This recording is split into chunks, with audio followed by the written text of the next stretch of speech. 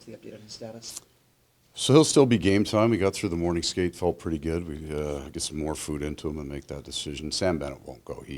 He was significantly under the weather in the Edmonton game, but knew that Barkov couldn't play, so kind of gutted it out for us. But the cost of that probably is he doesn't play tonight, and we got to get him rested. Looking at the game, I know each game's a new battle, but can any momentum from that game carry over to this one, just given how things went in the third? I hope so. Like, we have an energy against teams that we've had some sort of history with, and then we haven't had much, obviously, with Western Conference teams that we haven't played in the playoffs. So that was important to us. I know that we all go in and say, oh, it's just 182. We don't talk about those games like that. It was a big game, and we go into their building after ending a series the way it did and down Barkov. That was a huge win for us, and hopefully we can carry some of that juice and that excitement over. You're really complimentary of the fourth line in that game. It's they're great. 200th game tonight. Just what has he brought to that line in this team?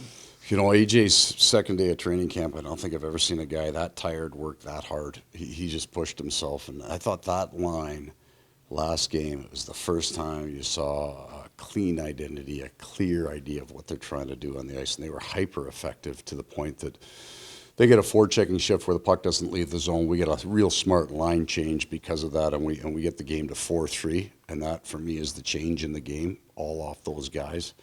So we want to see another one of those tonight.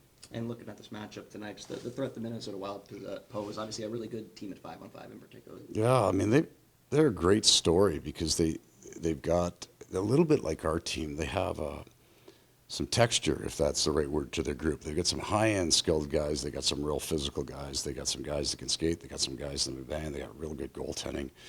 They adhere to a very consistent game. This is meant to be a compliment. If you can watch one period of a team and know exactly how they play, they're a good team and they're consistent. They just do the same things over and over again. So they've earned their place at the top of the league right now. They've got some important people out of their lineup, just like we do. So this will be a good one. Every star player tends to have their own element of their game that's better than the rest. For Kaprizov, in your mind, what is it? Well, if I knew I could teach it, then but you can't.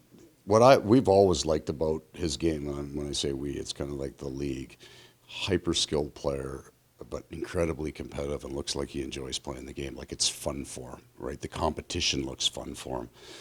I had Matt Zuccarello as a player for a year. He's an enigma as well. Like what he can do with his stick, the way he sees the game, his ability to read things seemingly 5-6 seconds ahead of it, track pucks. They're a really interesting pair to coach against and to play against, and certainly they're going to be a very good pair here for a long time. Spencer Knight or Bob at net for you? Sergei goes tonight. Okay, guys.